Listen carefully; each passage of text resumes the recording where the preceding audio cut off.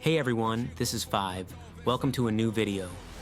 Today, we're checking out the brand new shotgun coming in the next Call of Duty mobile season. This upcoming shotgun is called the Einhorn revolving. It was first introduced in Call of Duty Vanguard and features fast fire rate and unique revolving chamber design that makes it stand out.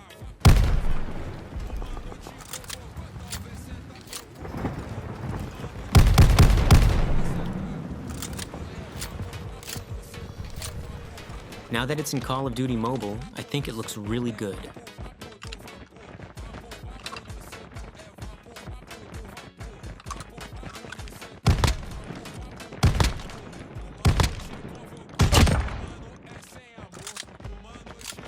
The reloading is long, which is a huge disadvantage in combat.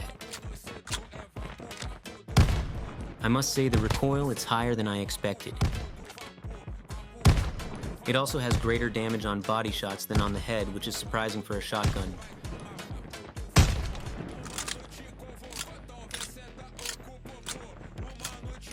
It's great for close combat, making easier to kill enemies near you. It's good but not the best compared to other shotguns. What are your thoughts on this? Let me know.